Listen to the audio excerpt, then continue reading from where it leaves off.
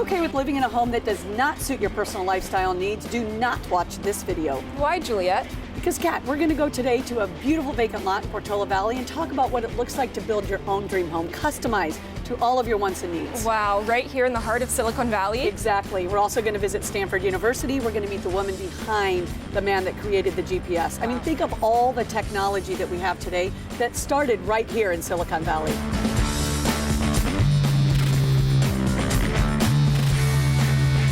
Speaking of which, my phone is driving me crazy. If it rings one more time, I don't know if I'm going to get through this. Juliet, why don't you go a day without your phone? Wow, a day without my iPhone? Kat, you've got to be kidding me. I don't even know what that looks like. Okay, I'll do it. If you do it, it will be a lot harder on you than me. No. Oh, yeah. If I'm doing it, you're doing it. All right, we're going to go without our iPhones today. Let's go.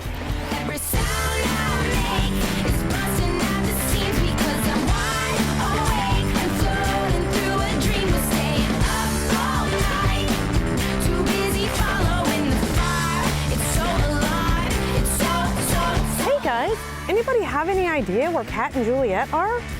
We're getting ready today for our interview with Annamarie Spilker at Stanford in front of the engineering building. I've been calling them all morning. Well, hey, Judy. So sorry I'm late. They're here now. Yeah. Hold on.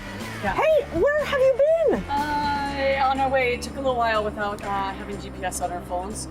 Yeah, Kat and I decided to give up our cell phones today. Were you trying to call? Why would you do that on a day like today when we're filming? It took me a little while. I had to stop and ask a few people for directions, but I'm here. I have no idea where Kat is, but I think we should get started. Absolutely, because the crew's here ready to go. Let's go. All right.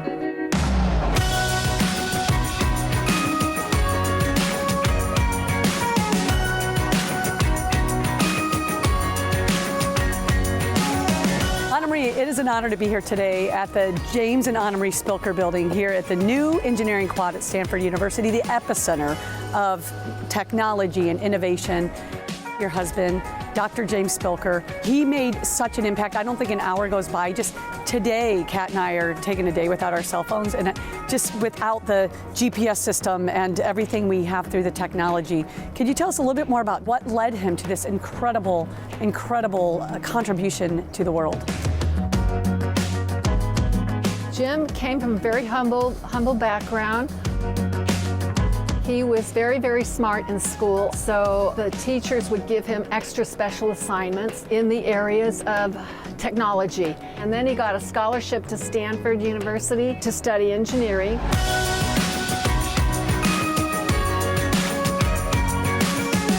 He was given a prestigious directorship position at one of the well-known aerospace companies right out of college, developing the precursor to GPS. Until that time, there was a lot of problems, inherent problems with GPS. So Jim came up with the mathematical constructs that allowed GPS to surpass the existing structure of GPS and make it a global resource. I'm curious, what drove him to stay the course? I imagine there were the challenges. Well, he figured he was on this earth to do something that could be useful. The challenges were almost insurmountable, and that was galvanizing to him to see if he could crack the code. I remember first meeting you guys at our church. No one quite knew who Jim was. He was always working around the church. At one point, someone thought he was just sort of a handyman around the property. He was always fixing things and doing things. He was such a humble man. If you could just tell us a little bit more about his personal life. His personal life is very much wrapped up in his professional life. He was a teacher and a mentor in his personal life and in his professional life.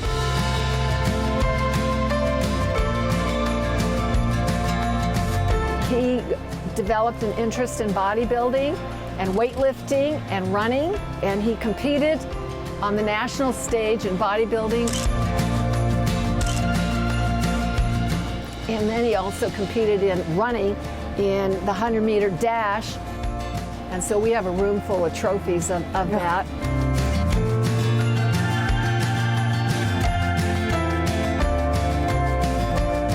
His goal has always been to give, whether that was in his professional life or in his personal life, at the church, at various organizations where he could contribute.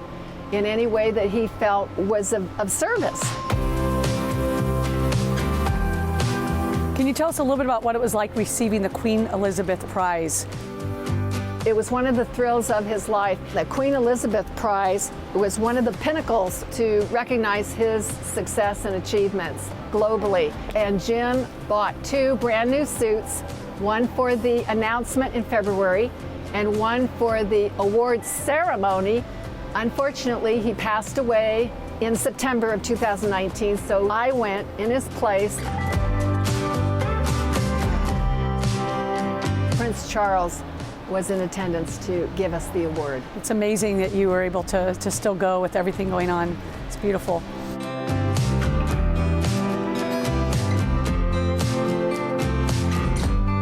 So Annamarie, I just want to thank you, as I know you were married to Jim for 47 years after meeting here on the Stanford campus, and for both of your contributions and you and his support of his work. I don't know if we would have what we have today, I believe, without your marriage and without your support of him. So thank you very much on behalf of the whole world. Well, thank you so much.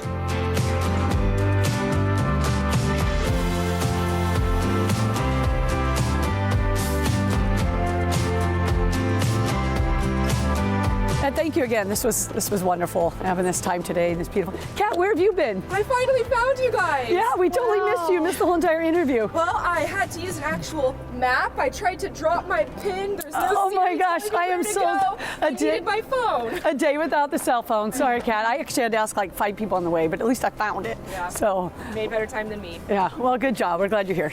Well, and luckily now we have a GPS. Yes. Yes, and that's right. And GPS also is instrumental in navigation for ships, airplanes, automobiles, and tractors.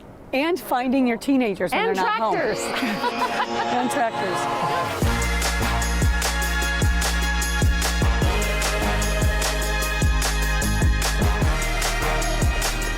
It is so cool being here on the Stanford campus. Not just GPS, but think of all the innovation that has happened here that has affected the whole entire world.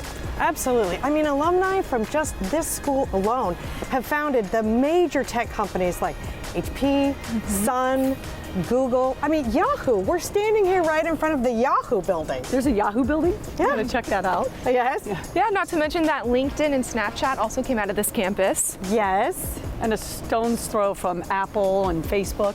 It's incredible, this place. So what do we do next? How do we top it? I think that we should go and visit the HP garage, really where it all started. Cool. How do we get there? I've got my map.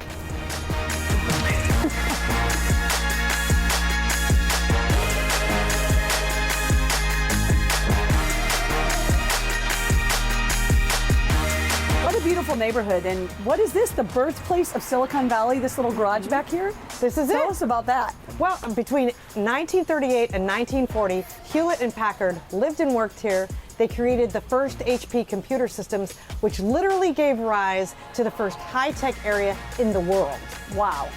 And what would it look like to live nearby here in a home that you designed for your own dream house, right? Oh, I would love that. So let's go check out the vacant lot.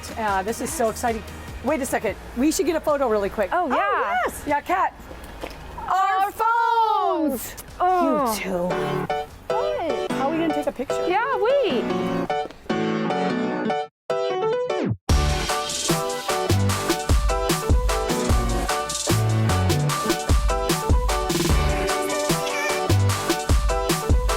Juliet, so you know that I'm a house junkie, and I think all the time about being able to build my dream home. Because I tell you, in my own house, I have no idea what the architect was thinking. Yeah, I hear that all the time. But you've built quite a lot of homes. So what are the 3 things that I need to know if I'm really going to pursue this and build the house of my dreams?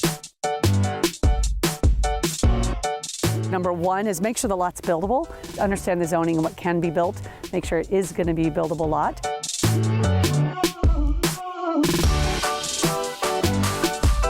Second one would probably be how the financing works. It's not like a typical house loan.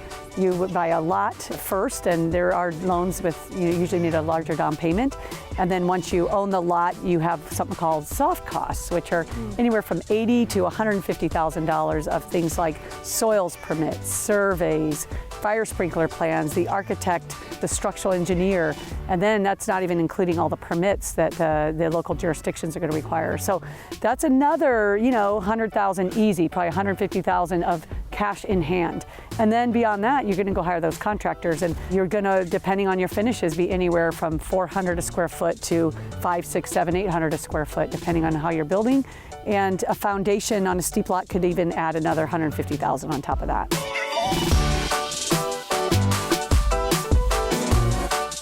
So Juliet, what can you tell us about this lot here at 9 Buck Meadow in Portola Valley? Well, this is a special lot because it's actually the last lot that is available to build on in this Blue Oaks neighborhood.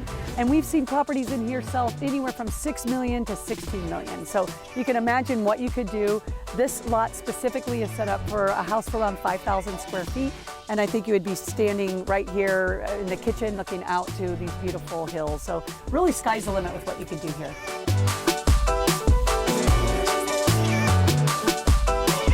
Judy, are you sold? Absolutely, let's get started. All right, well, we got to give the architect a call. Oh, Wait a minute. no. Okay, look, you two, take and hold on to your phones. Thank yes, you. We got our phone back. Back to technology. So if you're interested in looking how to build your dream home, be sure to give the Kulda Group a call. We'll be waiting. I've got my phone back.